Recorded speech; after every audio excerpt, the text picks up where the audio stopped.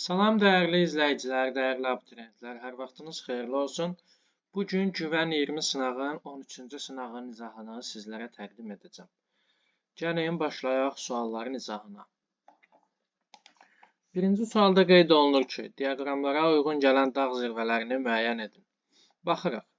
Birinci dağ zirvəsinin hündürlüyü 4116 metr. Baxın, bu uyğun gələcək yarı dağa. Deməli, ya D olacaq, ya da Y olacaq. A-nı, B-ni, C-ni çıxdıq. 2-də 3829 metr. Aha, baxın, 3829 metr Zəngəzur dağlarında olan Qazangöl dağ zirvəsi olacaq. Deməli, düzgün variantımız elə Y-dir. D-ni də çıxarıq. Gəlin, davam edək. 3-də 2205 bəli dübrardır. 4-də 3120 da Dərələyəzin ən yüksək zirvəsi olan Kükü dağ. Aydındır. Birinci sualın düzgün cavabı olacaq Y bəndi. Biz bu əsas zirvələrin hündürlüklərini bilməliyik. 2-də qeyd olunur ki, doğru olmayan fikri müəyyən edin. A. Kollektorlar qurunç sularının səviyyəsini aşağı salmaq üçün qazılan kanallar və ya hidrotexniki qurğulardır. Bəli, bu düzgündür. B. Drenajlar yeraltı suları kollektora axıtmaq üçün çəkilən nisbətən kiçik hidrotexniki qurğulardır. Bəli, bu da düzgündür. B-ni də çıxarıq. C-də qeyd olunur ki, layarası sulardan istifadə etmək üçün qazılan quyular arteziyan quyular adlanır, təbii ki. D-də qeyd olunur ki, arteziyan suları qurunç sularından yuxarıda yerləşir. Xeyr, baxın, arteziyan suları qurunç sularından daha aşağıda yerləşir. Yəni, iki su keçirməyən suxur arasında. Deməli, 2-də doğru olmayan fikir olacaqdır. Y-də qeyd olunur ki, su keçirən suxurlara qum, çınqıl, tuf, suya davamlı suxurlara isə qranit, bazalt, gil aiddir. Bəli, bu da düzgündür. Deməli, 2-də olacaq düzgün cavab D. 3-də qeyd olunur ki, inzibati ərazi quruluşuna görə eyni qrupa daxil olan ölkələri müəyyən edin. Aha. Yəni, federativ unitar. Baxaq. Meksika olacaq federativ. Ekvador olacaq unitar. Nigeriya federativ. Pakistan da federativ. Misir unitar. Papua Yeni Qvineya unitar. Aha, yəni ya 1-3-5 olmalıdır, ya 2-4-6 olmalıdır. Bunların hər iki variant olsa düzgündür. Baxın, 2-4-6 olmadığı üçün 1-3-5-i, yəni federativləri götürməliyik. Düzgün cavab olacaq 3-də A bəndi. 4-cü sualda qeyd olunur ki, cədvələ əsasən Azərbaycanın təbii vilayətləri ilə bağlı uyğun fikirləri müəyyən edin. Doğruya doğru, yanlışa yanlış. Palçıq vulkanlarının böyük əksəriyyəti Böyük Qafqaz vilayətindədir. Bu düzgündür. 2-də qeyd olunur ki, Orta Araz vilayətində ərazinin 60%-dən çoxu 1000 metrdən yüksəkdə yerləşir. Bəli, baxın, bu da düzgündür. Əsasən Zəngəzur, Dərələyəz dağları və alçaq dağlıq ərazilər üstünlük təşkil edir. Ümumi Naxçıvanın ərazisi də deməli 600 metrdən yüksəkdədir. Yəni, ən aşağı yerlər belə. 3-də qeyd olunur ki, Lənkəran vilayətində illik yağıntıların miqdarı 400-800 mm arasında dəyişir və onun 80% ilin isti dövründə düşür. Bəli, bu yanlışdır. Çünki yağıntıların əsas hissəsi ilin soyuq dövründə düşəcək. Burada yayı quraq keçən mülayim isti iqlim tipi yayılıb. Deməli, 3 yanlışdır. Baxın, 3-ləri çıxaq. 4-də yanlışı götürməliyik. Kiçik Qafqaz vilayətinin ən uzun zirvəsi Murovdağ silsiləsində yerləşən Camışdağ zirvəsidir. Baxın, bu düzgündür. Onun üçün bunu götürməliyik. Yanlışa doğru olmaz. 4-ləri də çıxaq. Qalır D bəndi. Kür çökəkliyi vilayətində yalnız çaydır, axmaz mənşəli göllər mövcuddur. Xeyr, burada məsələn, baxın, Acınoxur da var. Bu tektonik mənşəlidir. Deməli, 4-cü sualın düzgün cavabı olacaq D. Doğruya 1-2-ni, yanlışa isə 5-i götürməklə. 5-də qeyd olunur ki, cədvəldə verilən iqlim tipi və ya yarım tiplərindən hansılarının yerlərini dəyişsək, xəritə sxemdəki AB xətti üzrə onların düzgün sırasını müəyyən etmək olar. Baxın, deməli, Samır Dəvəçi ovalığından qalxıraq Böyük Qafqazın yüksək dağlığına. Burada qışı mülayim keçən yarımsəhra quru çöl iqlimidir, düzgün. Keçirik yağıntıları bərabər paylanan mülayim isti iqlimə, düzgün. Keçirik qışı quraq keçən soyuq iqlimə, bu da düzgün. Daha sonra bütün fəsillərdə bol yağıntılı soyuq iqlim, dağ tundra iqlimi. Aha, baxın, burada dağ tundra iqlimi olar. Daha sonra Böyük Qafqazın cənubunda bütün fəsillərdə bol yağıntılı soyuq iqlim olar. Yəni, 4 və 5-in yerini dəyişsək, ardıcıllıq düzgün olacaq. Aydındır. Yəni C bəndi. Azərbaycanın iqlim tiplərini biz yaxşı bilməliyik. 6-da qeyd olunur ki, hansı adalarda orta illik yağıntı miqdarı daha çoxdur? Kanar, Şpitsbergen, Falkland, Novosibir, Filippin. Baxın, burada Filippin yerləşir sub-ekvatorial və ekvatorial iqlim qurşaqlarında və təbii burada orta illik yağıntı daha çox olacaq. Düzgün cavab E. 7-də qeyd olunur ki, təsərrüfatın ərazi quruluşunun monosentrik və polisentrik formalarına aid xüsusiyyət. Monosentrik tək mərkəzli inkişaf etməkdə olan ölkələrə aid təsərrüfat quruluşu idi. Polisentrik isə çox mərkəzli inkişaf etmiş ölkələrə xas olan təsərrüfat quruluşu idi. İndi bunların hər ikisinə aid oxşar xüsusiyyəti seçməliyik. İri sənaye müəssisələri dəniz limanlarına meyillidir. Bəli, elə baxın budur. Hər ikisində iri sənaye müəssisələri ixrac yönümlü olduğu üçün dəniz limanlarına meyillidir. Gəlin digər variantlara baxaq. B-də ölkənin daxili rayonlarında əsasən mineral, xammal və kənd təsərrüfatı məhsulları istehsal olunur, ixrac üçün paytaxta göndərilir. Xeyr, bu əsasən aid olar bilirsiniz monosentrika. C. Ölkənin sənaye mərkəzi zəif inkişaf etmiş rayonlar arasında nəqliyyat əlaqəsi zəif olur. Bu da monosentrik olar. Əsas kənd təsərrüfatı sahələri üstünlüyü təşkil edir. Bu da monosentrik. Təsərrüfat əsasən bir mərkəzdə cəmləşir. Bu da monosentrik. Aydındır. Düzgün cavab 7-də A bəndi. 8-də qeyd olunur ki, mətndə verilmiş A ölkəsi ilə bağlı cədvəldəki uyğunsuzluğu müəyyən edin. Cənubi Avropada yerləşən A ölkəsi sahəsinə görə Cənubi Avropada ən böyük, Qərbi Avropada isə ikinci ən böyük ölkədir. Bu ölkə olacaq hansı ölkə? İspaniya. İdarəetmə forması konstitusiyalı monarxiyadır, əhalisi çoxmillətlidir. Bəli, İspaniya. Paytaxtı Aralıq dənizinin sahilində Madrid. Xeyr, Aralıq dənizinin sahilində deyil, yanlışdır. Deməli, yanlışa yanlış olduğu üçün çıxarıq. Burada bizə uyğunsuzluq deyir. Yəni, doğruya yanlış, yanlışa doğru. Yay isti və quraq, qış rütubətli keçir. Bəli, subtropik Aralıq dənizi iqlimi. Bu düzgün və doğru yazılıb çıxarıq. Əhalinin təbii artımının ikinci tipi səciyyəvidir. Xeyr, birinci tipi yanlış. Yenə uyğun gəlmir. Əhalinin əksəriyyəti roman dil qrupuna mənsubdur. Bəli, doğru, doğru. Çıxarıq. Avropa İttifaqı, NATO və G8-ə üzv ölkədir. Doğru, xeyr, yanlış. G8-ə üzv ölkə deyil, İspaniya. Deməli, Y variantı olacaq 8-in düzgün cavabı. 9-da qeyd olunur ki, düşməsi 1260 metr olan çayın meyilliliyi 1,2 metr bölünsün kilometrdir. Miqyası 1 bölünsün 2.500.000 olan xəritə üzərində bu çayın uzunluğunu müəyyən edin. Biz ilk öncə burada çayın həqiqi uzunluğunu taparıq. Düşmə verilib, meyillilik verilib. Normalda biz meyilliliyin düsturunu belə bilirdik. Meyilliliyin düsturu necə idi? Meyillilik bərabərdir. Çayın düşməsi bölünsün, çayın uzunluğu deyə bölünsün el. Burada isə baxın bizə düşməni verib 1260 və meyilliliyi verib 1,2. Düzdürmü? Bizdən uzunluğu istəyir. Deməli biz burada nə etməliyik? Çayın düşməsini bölməliyik çayın meyilliliyinə. 1260-ı bölməliyik 1,2-yə. Bu da edəcək 1050. Deməli çayın həqiqi uzunluğu olacaq 1050 metr. Daha doğrusu kilometr. Düzdürmü? 1050 kilometr.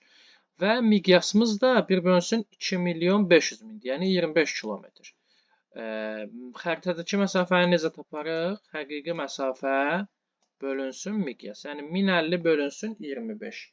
Və 1050-ni də 25-ə bölsək, edəcək 42 sm. 42 sm-də olacaq xəritədəki məsafə. Aydın oldu. Onda qeyd olunur ki, Samir Yalama Milli Parkı haqqındakı fikirləri düzgün ardıcıllıqla müəyyən edin. Doğruya doğru, yanlışa yanlış. Aha. Yalnız bir inzibati rayon ərazisində yerləşir. Bu doğru. Yalnız Xaçmazın ərazisindədir Samir Yalama. Yerləşdiyi ərazidə qırıntılarının səviyyəsi səthə yaxındır. Bəli. Biz qeyd edirdik. Küraraz ovalığı idi, Qanı Xəri çayı idi, Samir Davaç ovalığı idi. Bu ərazilərdə yeraltı sular səthə daha yaxın idi. Deməli, baxın, D-dir. Sol sütunlar D-də olacaq. A-nı çıxarıq, B-ni çıxarıq, C-ni çıxarıq, Y-ni çıxarıq. Baxın, elə D qalır. D-də. Gəlin digər tərəfə baxaq. Düzənlik meşə landşaftı və Xəzər sahili boyundakı flora fauna mühafizə olunur. Bəli, bu da doğru. Böyük Qafqaz tektonik qalxma zonasında yerləşir. Xeyr. Kür tektonik çökməsində yerləşir. Bu yanlış. D-D-D-Y. Baxın, düzgün cavab olacaq. Onda D bəndi. 11-də qeyd olunur ki, yalnız Atlantik okeanına aid olan xüsusiyyət. 4 yarımkürədə yerləşir, bu Sakit okeana da aiddir. 5 materikin sahillərini yuyur, deməli, bu Sakit okeanda da 5 materikdir. Mərcən poliplərinə rast gəlinir, yalnız Atlantik okeana aid deyil bu. Hinddə də var, Sakitdə də var, əksinə Atlantikdə demək olar ki, deməli, daha azdır. Divergent hətta yoxdur. Divergent sərhəd mövcuddur, Sakitdə də var, ekvator xətti və Qrinviç meridianı ilə kəsişir. Bu sadəcə Atlantik okeanına aiddir. Digər heç bir okean həm ekvator xətti, həm Qrinviç xətti ilə kəsişmir. Düzgün cavab 11-də Y olacaq. 12-də qeyd olunur ki, faydalı qazıntıların şərti işarələrinə əsasən doğru sıraları müəyyən edin. Baxın, burada bunların hamısını bilməyimizə ehtiyac yoxdur. Biz düzgün bildiklərimizi tapıb çıxmaqla uyğunlaşdıra bilərik. Baxın, elə birdə baxırıq, ilk faydalı qazıntı işarəsi, baxın, bu qonur kömürdür, düzdürmü? Filiz faydalı qazıntı verilib, amma qonur kömür yanar faydalı qazıntıdır. Deməli, bir yanlışdır. Baxın, D-ni, B-ni, Y-ni çıxdıq. Gördünüzmü, işimiz nə qədər rahatlaşdı. Deməli, 4, 6 mütləq şəkildə düzgündür. 4 düzgündür, 6 düzgündür. Düzdürmü? Bunların variantları uyğundur. Daha sonra 2 ilə 3 arasında seçim eləməliyik. Baxırıq 2-yə, baxırıq 3-ə. Baxın, 2-də bir problem yoxdur. 3-də isə kobalt şərti işarəsidir bu. Kobalt isə filiz faydalı qazıntıdır. Deməli, 3 yanlışdır. Düzgün olacaq 2. 2, 4, 6 düzgün cavab 12-də olacaq C bəndi. 13-də qeyd olunur Sayan dağlarına aid xüsusiyyət. Bəli, baxın, Sayan, Altay Sayanı yanaşan təkrar fəallaşmağa məruz qalan dağlardır. Bunlar haqqında sual düşəndə əsasən bu barədə düşür. Kaynazorda təkrar fəallaşmağa başlamışdır. Bəli. 13-də olacaq düzgün cavab A. 14-də qeyd olunur ki, xəritə sxemi əsasən fərqləndirilmiş ərazidə verilmiş çay hövzəsini müəyyən edin. Baxın, bu olacaq Yenisey. Qərbi Sibir düzənliyinin şərqində olacaq Yenisey. B variantı. Digər tərəfdə isə, baxın, buradan axan çay isə Ob çayı. Qərbi Sibir düzənliyinin qərbində təxminən. 14-də B. 15-də qeyd olunur ki, ölkədə 2,2 min ton mis əldə olunmuşdur. Xammalın tərkibində misin miqdarı 4% olarsa, neçə min ton mis xammalı emal etmək lazımdır? Baxın, yəni 2,2 min, 2200 ton mis əldə olunmuşdur. Bunun tərkibində mis olacaq 4%. Bizə deyir ki, neçə min ton mis xammalı emal etmək lazımdır. Yəni 100%-ə isə X. Aydın oldu. Bu cür sadə tənasüb vurmaq lazımdır. 2200-ü 100-ə vurub 4-ə bölsək edəcək 55 min. Yəni 55 ton. Aydın oldu. 15-də düzgün cavab B. 16-da qeyd olunur ki, xəritə sxemi əsasən demoqrafik keçidin 4-cü mərhələsinə aid ölkələri müəyyən edin. Yəni, yüksək inkişaf etmiş ölkələr. Baxın, burada rəqəmlər yaxşı seçilmir. 3-ü, 4-ü, 5-i çıxarıq. Bunlar olacaq Afrika ölkələri, Yəmən. Bunlar demoqrafik keçidin əsasən 2-ci mərhələsinə uyğun gələcək. Deməli, yerdə qalır 1, İsveç, 2, Almaniya və bu hansı da 6 olacaq yəqin, Yaponiya. 1, 2, 6. Bunlar demoqrafik keçidin 4-cü mərhələsinə aiddir. Düzgün cavab 16-da Y. 17-də qeyd olunur şimal yarımkürəsində yerləşən ucqar nöqtələri müəyyən edin. Stip Point Avstraliyanın deməli ucqar qərb nöqtəsi hesab olunur. Və Avstraliya bütövlükdə cənubi yarımkürəsindədir. Biri çıxarıq. Cabo Branco Cənubi Amerikanın ucqar şərq nöqtəsidir. Bu da cənubi yarımkürəsindədir. Çıxarıq. Parinyas Cənubi Amerikanın ucqar şərq nöqtəsi, bu da cənubi yarımkürəsindədir. Mariota Şimali Amerikanın ucqar şimal nöqtəsi, bu şimal yarımkürəsindədir. Daha doğrusu cənub. Şimalda Mercosondur, cənubda Mariota. Alma da Afrikanın ucqar qərb nöqtəsi, bu da şimal yarımkürəsindədir. Galinas da Cənubi Amerikanın ucqar şimal nöqtəsi, bu da şimal yarımkürəsində hesab olunur. 4, 5, 6. Düzgün cavab olacaq 17-də B bəndi. 18-də qeyd olunur ki, xəritə sxemi əsasən Euler-Venn diaqramını tamamlayan bəndi müəyyən edin. Fiziki coğrafi rayonlaşdırmadır. 1 olacaq Gəncə, 2 olacaq Qarabağ dağları fiziki rayonu, 3 olacaq Həkəri. Hər üçünə aid. Qışı quraq keçən mülayim isti iqlim tipi yayılmışdır. Bəli, hər üçündə. Kiçik Qafqazın dağətəyi ərazilərində biz qeyd edirdik ki, qışı quraq keçən mülayim isti iqlim tipi yayılıb. Bu 1 olacaq hər üçünə aid. Ərazisində milli park mövcuddur. Deməli, hər üçündə olmaz. Baxın, məsələn, Həkəridə milli park yoxdur. Təkcə Bəsirçay dövlət qoruğu var. Düzdürmü? 2 olmaz hamısına aid. Ən hündür zirvəsi qar xəttindən yuxarıda yerləşir. Olmaz. Çayların qidalanmasında qar və buzlaq suları üstünlük təşkil edir. Xeyr, baxın, bu ərazilərdə xüsusilə Həkəridə, Qarabağ dağlarında əsasən yeraltı sular üstünlük təşkil edir. 4 də olmaz. Mezozoy erasının çöküntüləri, bəli, Təbaşir dövrü, yüksək dağlıqda isə Yura dövrü yayılacaq. Deməli, 5 də olacaq ümumi. 1 və 5. 18-ci sualın düzgün cavabı olacaq C. 19-da qeyd olunur ki, 168 dərəcə qərb uzunluğu hansı saat qurşağında yerləşir? Bölək 15-ə. 11 dəfə bölünür. Qalır 3. Qalıq 7,5-dən kiçik olduğu üçün nəzərə alınır. 11-ci saat qurşağı. Bu qərb uzunluğunda olduğu üçün nə edərik? 24-dən çıxarıq 11-i. Bu da edəcək 13-cü saat qurşağı. Aydındır, düzgün cavab olacaq C.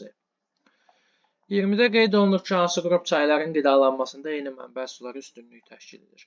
Gilənsay buzlaq olar, Həkəri yeraltı su A çıxar.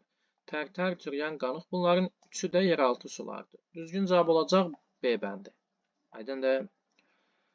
21-də qeyd olunur ki, Balaton, Venerin gölləri. Balaton Macaristanda, Venerin isə İsveçdə yerləşir.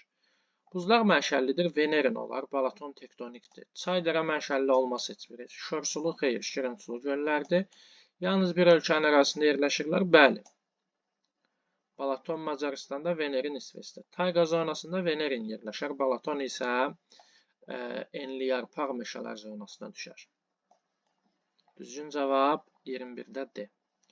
22-də qeyd olunur ki, sxemə əsasən A nöqtəsində atmosfer təzyiqinin 675 mm civə sütunu, B nöqtəsində isə 425 mm civə sütunu olduğunu bilərək kəsmə yüksəkliyini tapın. Bunların fərqini tapaq. 675-dən 425-i çıxaq. Olacaq 250 mm civə sütunu. 250 mm civə sütunu neçə metr olar? Ona vurarıq. Çünki 1 mm civə sütunu 10 metrə bərabərdir. Bu da edər 2500 metr. Düzdürmü? Və kəsmə yüksəkliyi tapmaq üçün bu horizontalların arasındakı saya bölərik. Yəni 4-ə bölərik. 2500-ü də biz 4-ə bölsək neçə edəcək? 625. Düzdürmü? Deməli, düzgün cavab olacaq 22-də C bəndi. Keçək açıq tipli suallara. 23-də qeyd olunur ki, çoxillik donuşluq zonasında yerləşən coğrafi obyektləri müəyyən edin. Böyük Ay gölü olar. Kanadada yerləşir. Qütbə yaxındır. Orta Sibir yaylası bu da olar. Kolorado platosu olmaz. Michigan gölü daha cənubda da olmaz. Volqa çayı olmaz. Baxın, bir də Lena çayı. Daimi donuşluq sahəsində olacaq 1, 2 və 6. 24-də qeyd olunur ki, yer kürəsi öz oxu ətrafında 40 dərəcəlik paralel boyu 2,5 saat ərzində neçə kilometr fırlanır. Biz bilirik ki, 40 dərəcəlik paraleldə 1 dərəcəlik qövsün uzunluğu olacaq 85,4 kilometr. Düzdürmü? Biz gəlin 85,4-ün 1 saata nə qədər fırlandığını tapaq. Yəni, 1 saat 15 dərəcə olduğu üçün vurarıq 15-ə. Bu edər 1281. Deməli, 1 saata 1281 kilometr fırlanırsa, 2,5 saata nə qədər fırlandığını tapmaq üçün 1281-də 2,5 saata vurmalıyıq. Bu da edəcək 3202,5. Aydın oldu mu? İlk öncə biz 40 dərəcəlik paraleldə 1 dərəcəlik qövsün uzunluğunun nə qədər olduğunu bilməliyik. 85,4 bunu bildik. Və bunu 15-ə vurmaqla biz taparıq 1 saata nə qədər fırlanır. Daha sonra isə tapdığımız 1281 isə 2,5 saata vurmaqla düzgün cavabı tapmış olduq. 3202,5 kilometr. 25-də qeyd olunur ki, duzluluğu 28 promil olan 2,7 ton okean suyundan neçə kiloqram duz əldə etmək olar? Baxın, bunu tapmaq üçün çox sadə şəkildə biz həll edərik. Nə edərik? 28-i vurarıq 2,7-yə. Yəni 1 tona 28-dirsə 2,7 ton tapmaq üçün 28-i vurmalıyıq 2,7 tona. Bu da edəcək 75,6 ton. Aydındır. Düzgün cavab olacaq 25-də 75,6. Daha doğrusu kiloqram, ton yox. 26-da qeyd olunur ki, doğru fikirləri müəyyən edin. Maşınqayırma sənaye sonra da çalışanların sayı və məhsulun dəyərinə görə sənaye sahələri arasında birincidir. Bəli, bu düzgün fikirdir. 2-də qeyd olunur ki, ucuz xammal və işçi qüvvəsinin çoxluğu ilə əlaqədar toxuculuq sənayesi inkişaf etməkdə olan ölkələrə meyillidir. Bu da düzgün olar. 3-də qeyd olunur ki, dünyada istehsal olunan elektrik enerjisinin yarıdan çoxu AES-lərin payına düşür. Xeyr, AES-lərin payı cəmi 17%-dir, yəni yarıdan azdır. Ən çox 63% ES-lərdir. Deməli, 3 yanlışdır. 4. Hasilat və emal sənayeləri müvafiq olaraq iqtisadiyyatın bir ikinci sektorları hesab olunur. Bəli. 3 xidmət, 4 informasiya. 4-də düzgündür. Avstraliya və Carda polad istehsalı dəmir filizi hasilatından daha çoxdur. Əksinə, dəmir filizi daha çox olar. Bu da yanlışdır. Bizdən doğru fikirlər istəyir. Dünyanın ən böyük fosforit qurşağı Şərqi Avropada deyil, Mərakeşdə, Atlas dağlarındadır. Deməli, 6 daha yanlışdır. Düzgün olacaq. Hansı variantlar? 1 olacaq, 2 olacaq və 4 olacaq.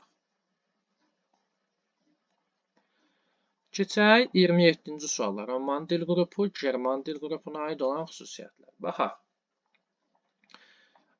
Deməli, baxın, Moldovanlar və Portuqallar aid olacaq Roman dil qrupuna. Elə 1 olar D. Hind-Avropa dil ailəsinə hər ikisi aiddir. Düzdürmü? Baxın, Belçika krallığının rəsmi dillərindən biri bu dil qrupuna aiddir. Bu da Belçikada həm Roman dil qrupuna aid xalqlara rast gəlmək olur, həm German dil qrupuna aid. Onun üçün bunu da ümumi götürəcəyik. Şərqi Avropa ölkələrinin heç birinin rəsmi dili bu qrupa aid deyil. Baxın, Şərqi Avropada Roman dil qrupuna aid ölkələr mövcuddur, amma German dil qrupuna aid ölkələr xeyr. Onun üçün baxın B. 2-yə B götürərik. Hansı variant qaldı? Latviya, Litva rəsmi dilləri bu dil qrupuna aiddir. Heç biri aid deyil, çünki bu əsasən Slavyanlar bu ərazidə yaşayır. Deməli, 1 olacaq D, 2 olacaq B, 3 olacaq C və A. İndi isə keçək situasiya üzrə olan tapşırıqlara. Qeyd olunur ki, A ölkəsində 2022-ci ilin əvvəlində əhalinin sayı 17.500.000 nəfər, ilin sonunda isə 17.524.500 nəfər olmuşdur. Şimal dənizi sahilində yerləşən bu ölkə qurudan Almaniya, Belçika ilə həmsərhəddir. Şimal dənizi sahilində təkcə Almaniya, Belçika ilə sərhəd olan ölkə hansıdır? A ölkəsi hansıdır? Niderland. Aydındırmı? Biz dünyanın siyasi xəritəsini bilməliyik. Bunun düzgün cavabını tapmaq üçün. İndi tapşırıqlara diqqət edək. 28-də qeyd olunur ki, A ölkəsində əhalinin hər 1000 nəfərə düşən təbii artımını hesablayın. Biz ilk öncə, baxın, 2022-ci ildə olan, əvvəlində və sonunda olan əhalinin fərqini tapaq. Yəni, 17.524.500 nəfərdən çıxaq, 17.500.000 nəfəri. Bu edəcək 24.500. Baxın, qeyd edirəm, 24.500. 24.500 nədir? İl ərzində ölkədə əhalinin təbii artımı. Baxın, bir il ərzində ölkə əhalisi bu qədər artıbsa, bəs 1000 nəfərə nə qədər artar? Yəni, baxın, 17.500.000 nəfərə bu qədər artıbsa, aydındırmı? 1000 nəfərə nə qədər artar? 1000 nəfərə nə qədər artacaq? X. Deməli, tapdığımız 24.500-ü vurmalıyıq 1000-ə və bölməliyik 17.500.000-ə. Aydındır. Bu da olacaq 1,4. Baxın, buradan yazıram. 1,4 nəfər. Deməli, hər 1000 nəfərə Niderlandda düşəcək 1,4 nəfər. Aydın oldu. Keçək 29-cu tapşırığa. Xəritə sxemdə rəqəmlərlə verilmiş ölkələrdən hansılar A ölkəsi ilə əhalinin təbii artımının aid olduğu eyni tipə aiddir. Yəni, Niderland birinci tip olduğu üçün birinci tipə aid ölkələri götürərik. Baxın, 1 olmaz. Burada Boliviya verilib. Rəqəmlər yaxşı görsənmir. 2 Fransadır təxminən. 2 olacaq. 3 Rusiyadır. 3 də olacaq. 4 olmaz. Səudiyyə Ərəbistan. Baxın, 5 də olmaz. Myanma. 6 bir də. Yaponiya. Aydındır. 2, 3, 6. Niderlandla eyni təbii artıma, yəni birinci tipə aid olacaqlar. 29-cu sualın düzgün cavabı 2, 3, 6. 30-da qeyd olunur ki, A ölkəsini tapdıq. Düzdürmü? Baxın, 1 olacaq Niderland. 1 oldu Niderland.